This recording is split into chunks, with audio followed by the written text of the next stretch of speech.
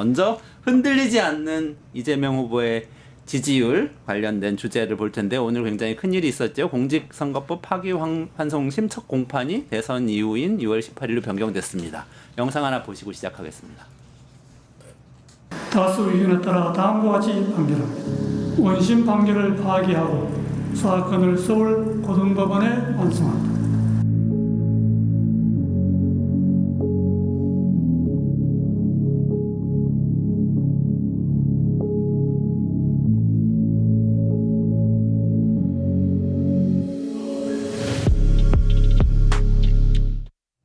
네, 이렇게 된 다음에 또 지금 속보가 하나 들어왔네요. 이재명 후보의 대장동 재판도 기일이 변경되었다. 6월 24일에 진행한다. 그러니까 이게 다른 재판들도 같이 진행되고 있었는데 다른 재판들도 일단 기일 변경이 되고 있는 것으로 보입니다. 네. 자, 어떻게 보셨는지 세 분께 이제 오늘 재판 결과에 대해서 또 대장동 기일 변경에 대해서도 말씀 주시기 바랍니다. 누구 먼저? 박용식 의원님? 아니 이제 원래 법조인부터 먼저. 법조인부터. 법조인은 제일 낫죠. 일반 시민. 맞습니다. 일반 시민의 법조인 너무 많이 나와. 예.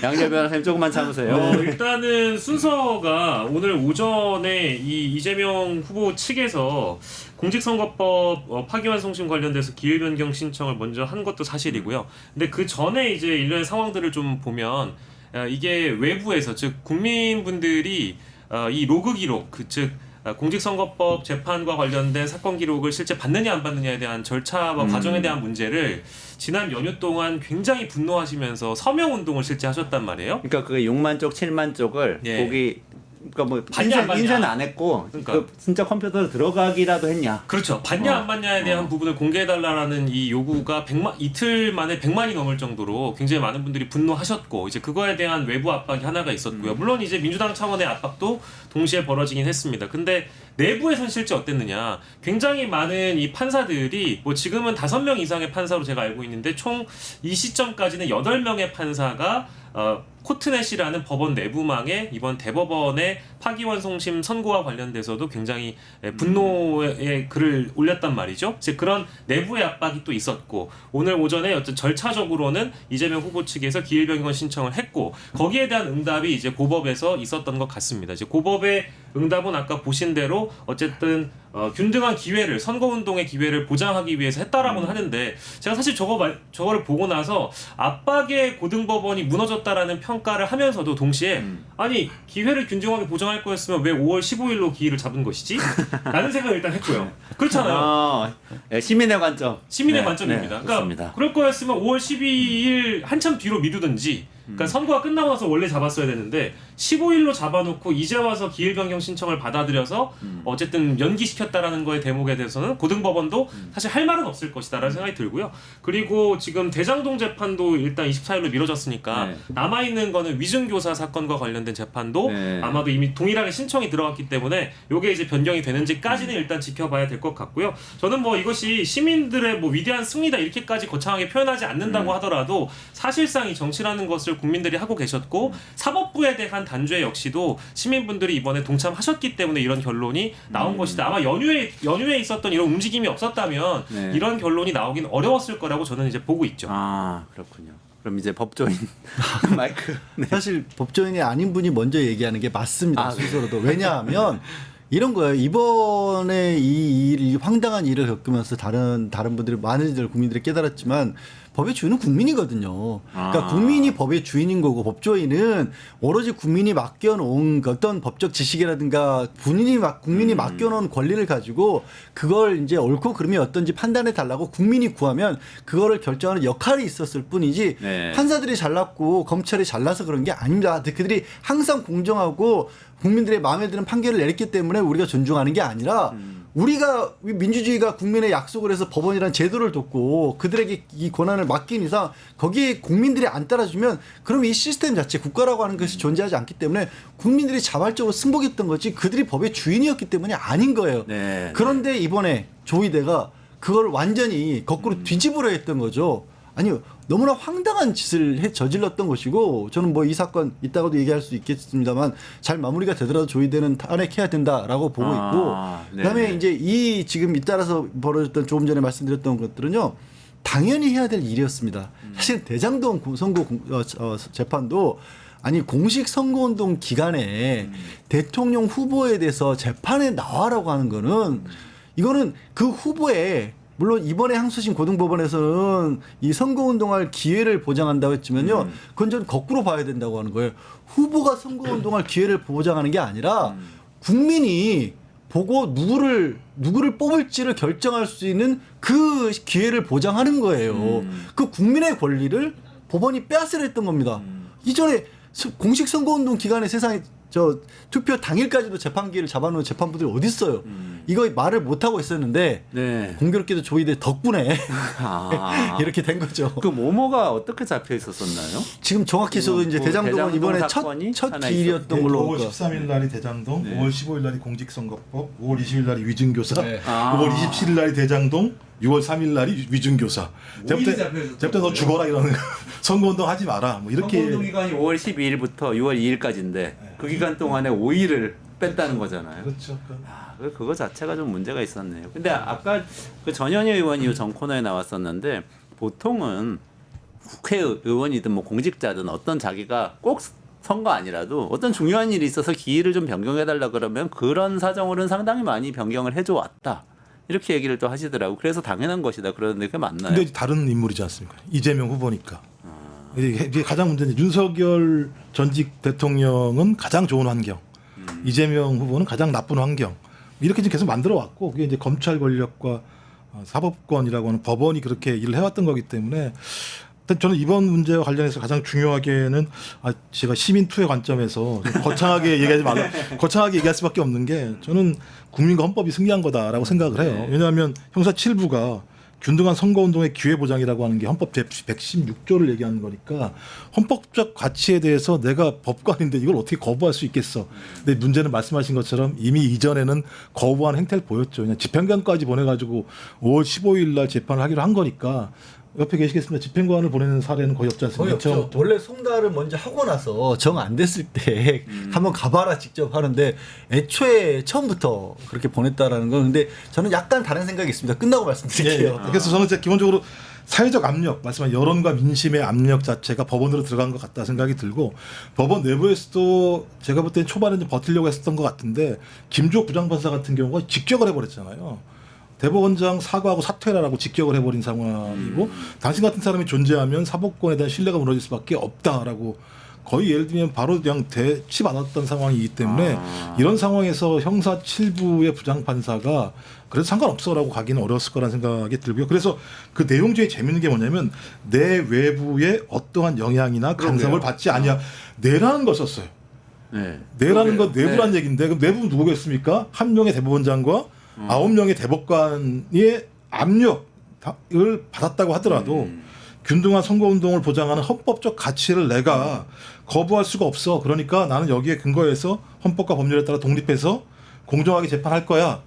저는 형사 7부는 좋게 볼 수는 없을 것 같다. 그러니까 꺼진 불도 다시 봐야 된다는 생각이 들긴 합니다만 그렇다고 하더라도 형사 7부가 이런 결정을 내렸기 때문에 많은 국민들이 좀 안도의 한숨을 쉬는 것 같다는 생각이 들고 전 이걸 기화로 해서 적어도 조희대 대법원장은 자기의 직을 그만두지 않는다면 그 안에서 대법원에 영이 있을 거라고 생각하지 않습니다. 제가 약간 다른 얘기를 말씀드리려고 아까 했던 건 송달 이야기. 뭐냐면 다른 게 아니라 그러니까 이 결정을 두고 법원 내에서도 굉장히 정말 판사들이 원래 그냥 글자 그대로 되게 새님 같은 사람들이고 좋게 말해서 점점 빼는 거고 어지간해서 자기 의견이라는 걸 얘기하지 않는 것을 미덕으로 삼는 그런 집단이거든요. 네, 그랬죠. 그런데 코트넷이라고 하는 곳에 우리가 뉴스에서도 뭐 2%라고 해서 검찰들 게시판 얘기는 종종 보지만 코트넷이라고 하는 판사들 게시판이 있다는 건 잘 안 다뤄주잖아요. 그러게요. 얘기 안 하거든요. 그런데 이건 아까 말씀드린 것처럼 선을 너무 많이 넘어버려서 조희대 지금 대법원장도 그래서 이런 부분에 대한 비판이 잇따르던 중이었고 그래서 누가 누구에게 얘기를 했다라기보다는 판사들이 가지고 있는 어떤 공통된 의견이 자연스럽게 이런 형사 7부의 결정으로 나온 것 같다라는 그런 이제 법관의 의견도 있었고요. 제가 아까 이제 제가 결론을 보고 말씀드리는 게 아니라서 이전에 이런 지금 항소심에서 그 일을 변경하기로 했다는 결론이 나기 전에도 얘기했던 건데 이상하다. 이렇게 그 송달을 같이 하고 집행관까지 보낸다고 하면서 그걸 또 기자들에게 공지까지 재판부에서 하는 경우는 나는 이거 그냥 이재명 지금 후보에게 도망가라고 지금 뭐로 힌트 주는 것 같다라는 얘기를 이전에도 했었거든요, 제가. 이거 자체가 좀 이례적이에요. 그러니까 대법원 판결이 나왔으니까 고등법원 판사로서는 즉각적으로 이행하는 모습은 보이지만 되게 싫었던 거 아닌가? 그러니까 송달을 공지를 했다는 건 송달할 거니까 네. 좀 받지. 아시죠? 어떻게 하시면 되는지. 거기 사람이 네. 없었으면 좋겠다 이런 마음이 있었다. 제가 이 얘기를 만약에 기일 변경 결론이 난 뒤에 하면 나중에 뒷북 친다고 하겠지만 이전에도 얘기했었습니다. 다른 방송에서. 그래서 굉장히 특이한 상황이었습니다. 그럼 어떻게 보면 대법원이 오히려 고립되는 가는 상황이었다. 네. 이렇게 보시는 거네요.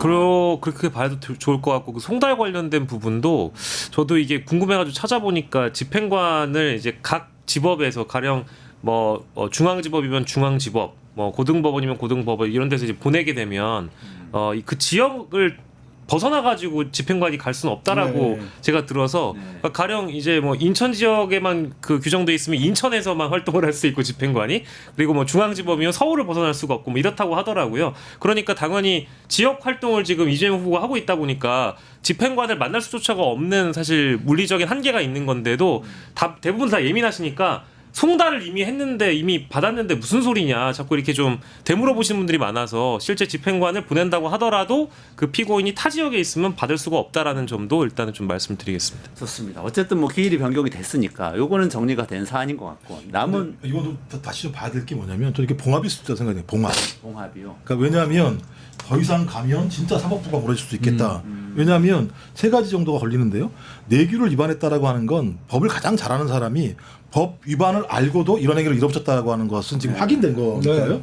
두 번째가 뭐냐면 매우 짧은 기간인데 이런 판단을 했다면 두 가지밖에 없겠죠. 미리 그 내용을 알았거나. 그러면 재판권이 없는 자가 소위 재판 내용들을 미리 알아가지고 기록을 봤다면 매우 심각한 문제인 거고 두 번째로는 재판관이 48시간 동안 6만 8천 페이지를 볼 수 없었다면 조희대 개인이 내가 책임질게 9명에 대해서 그냥 나 따라와라고 얘기했으면 거의 똘마니 조폭 조직 같은 거잖아요.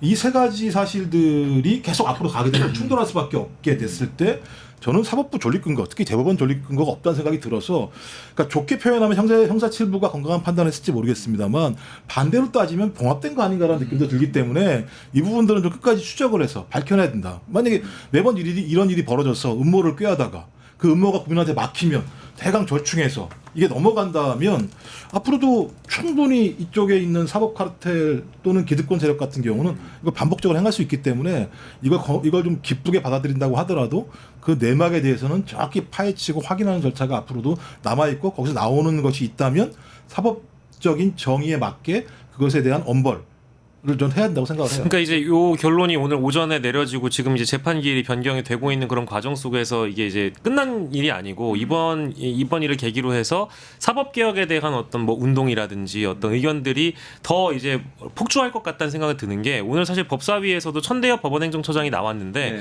과거의 그 로고 기록과 실제 전자 기록을 통해서 대법관들이 기록을 검토했다라는 발언을 한 적이 있잖아요. 그런 다음에 이제 연휴 사이에 조선일보 보도를 통해서 사실은 사건 기록을 다 보지 않아도 된다라는 대법원 관계자의 해명도 나왔고요. 그런 게 이제 사실 국민분들의 분노를 더 불러일으킨 거거든요. 근데 오늘 나와가지고 박은정 의원이라든지 야당 의원들의 질의를 받는 천대엽 행정처장의 그 발언들을 보면 실제 오피셜하게 제가 느껴졌는데요. 로그인도 하지 않았고 재판 기록도 보지 않았다라는 말을 애둘러가지고 땀을 뻘뻘 흘리면서 해명을 하는 것 같더라고요. 그러니까 안 봤던 것 같아요. 제가 보기에도 그렇고 대부분 의원들이 그러니까 지금 처장님 말씀을 안 봤다는 거잖아요. 봤냐 안 봤냐라는 단순한 질문을 하는데 왜 결국에는 돌려서 기승전 이 재판관들끼리 대법관들끼리의 회의 내용은 어쨌든 무슨 법원 무슨 조직법상 몇 조에 따라서 밝힐 수가 없다라는 걸로 이제 귀결이 되니까 의원들도 황당한 거예요. 단순한 요구를 하는데 그게 하나가 있고요. 두 번째는 어쨌든 조희대 대법원장의 청문회가 5월 14일로 잡혀 있습니다. 국회에서 지금 그렇게 처리하기로 지금 예정이 되어 있는 상황이니까 여기까지 우리가 만약에 본다고 하면 우리 김종욱 행정관님이 걱정하시는 것처럼 이 사법개혁이라든지 대법원장에 대한 처리 문제, 신병 처리 문제는 이걸로 끝날 것 같지는 않아요. 그러면 청문회 지금 뭐 대법관 탄핵하고 청문회 두 가지가 말씀하신 것하고 관련해서 올라와 있는데 요거는 그대로 진행을 하는 게 좋겠다 이런 의견이세요? 저는 해야 한다고 봅니다. 이미 말씀드린 것처럼 이 그날의 판결은요, 그 내용을 정말 몇 마디로 요약을 하면 국민들의 선택권을 침해하는 판결이었습니다. 그러니까 검찰이 그리고 법원이 허락하지 않는 한 누구도 국민 앞에 설 수 없다. 우리가 골라준 후보만 놓고 투표해라라는 얘기를 대법원장이 그날 공개적으로 생중계를 통해서 해버린 거거든요. 판결 내용이 그랬습니다. 기억하시겠지만. 그러면 이런 부분을 어떻게 묵과하겠어요. 그리고 지금 이제 법원행정처장 얘기도 하셨지만 그분도 대법관이거든요. 대한민국 대법관이. 그렇죠. 행정처장이 행정일 보는 사람 아니고 대법관이죠. 대법관이 국회에 나와가지고 도대체 자기가 무슨 말을 해야 하는지도 모르고 헤매이는 모습을 온 국민 앞에 보였습니다. 그리고 로그 기록 처음에 공개해라 6만 쪽 넘는 사실상 7만 쪽 가까운 기록을 어떻게 봤냐라고 했더니 그거 다 본 것 같습니다라고 처음에 얘기했다가 또 언론을 통해서 그거 다 안 봐도 된다라고 얘기하면서 뭐 어떤 얘기를 하냐면요. 꼭 기록만 보는 건 아니고 의견서라든가 다른 보고서라든가 여러 가지 경로로 우리가 사건에 대해서 접합니다. 그럼 기록도 안 봤다는 사람들이 의견서를 봤다고? 의견서는 재판 연구관들이 먼저 기록을 다 검토한 다음에 의견서를 작성하는 건데 그럼 재판 연구관들은 똑같이 그럼 뭐 이틀도 아니고 반나절 만에 그럼 7만 조 검토해가지고 의견서를 냈단 말이에요? 해명이 다 꼬여버린 거예요.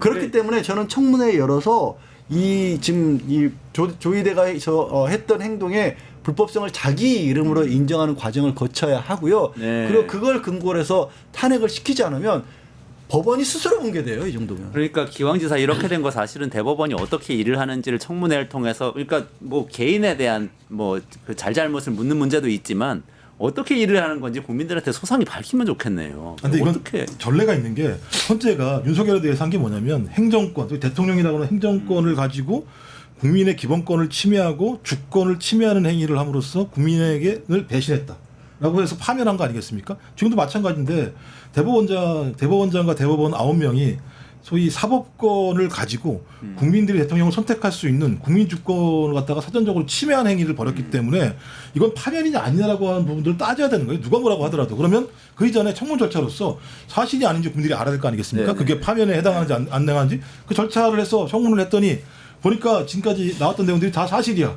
뭐 로그 기록도 없고 살펴본 것도 없고 대법원 연구관이 연구 보고서를 만들어서 대법관들한테 제출한 적도 없고 그러면 총괄적으로 조희대란 사람이 자기의 대법원장의 권한을 가지고 제1야당이며 대선 후보 1위를 갖다가 아예 그냥 선거에도 못 나오도록 사전적으로 없애버리려고 했다라는 의도이거든요. 그러면 사법권을 가지고 정치를 했다라고 하는 측면이 있는 거 아니겠습니까? 그러면 이건 제가 볼 때 국민 배신행위죠. 그러면 당연히 이거는 파면을 해야 되는 거니까 절차를 밟으려면 청문회하고 탄핵하고 네. 절차를 밟아서 헌재에 갔더니 당연히 이건 파면해야 돼라고 하는 하나의 선례를 남겨야 사법부가 앞으로 이런 농단을 부리지 않겠죠. 근데 뭐 조희대 대법원장이 실제로 폐쇄적으로 헌법연구관들을 따로 한 10명 정도를 별동대처럼 구성을 해서 폐쇄적으로 이 판결을 주도했다. 이제 이런 제보를 받았다라면서 오늘 법사위에서는 장경태 민주당 의원이 그런 자신의 제보 내용을 공개를 하기도 했거든요. 그러니까 이제 이 헌법연구관들 이름 제가 다 될까요?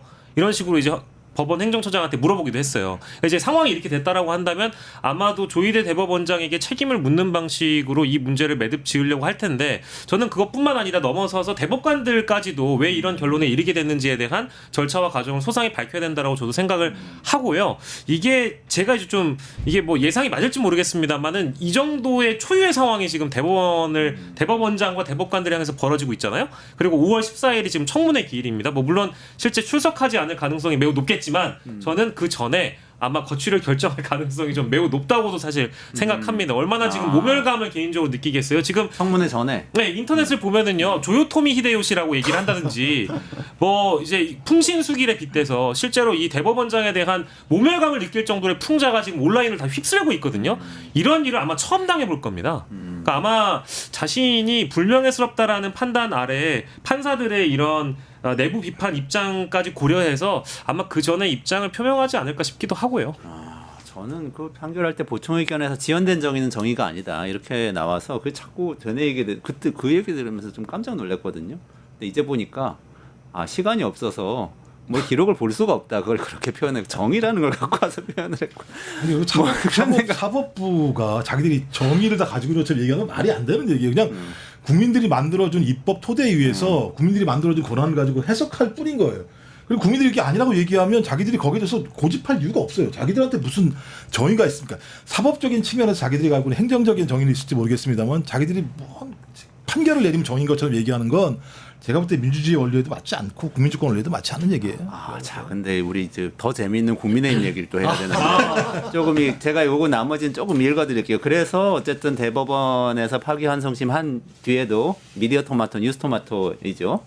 에서 조사를 했는데 사실은 국민 여론이 별로 변하지 않았었어요. 대법원 선고 납득하기 어렵다가 52.5%였고 특히 이제 이 중요한 것은 그 지지율인데 그 이재명 후보에 대한 지지율은 이번에는 조사를 하진 않았는데 정권 교체하고 정권 재창출을 비교를 해봤더니 정권 재창출이 훨씬 더 높은 쪽으로 나왔고 한독수 무소속 대선 후보에 대한 출마도 10명 중 6명이 반대한다 뭐 이렇게 나왔어요. 그래서 그리고 한 여론조사를 보니까 MBC가 이제 이 코리아 리서치 인터내셔널한테 의뢰를 했던 여론조사인데 이거는 국민의힘 아닌 후보가 당선되어야 된다는 이 국민이 56%다 이런 조사도 나왔고 하기 때문에 뭐 사실은 국민의 이 여론으로 이 상황을 정리했다 이렇게 볼 수도 있을 것 같습니다. 모든 여론조사 결과는 중앙선거 여론조사 심의위원회 홈페이지에서 자세한 내용 보시면 됩니다. 네, 두 번째 주제로 넘어가겠습니다.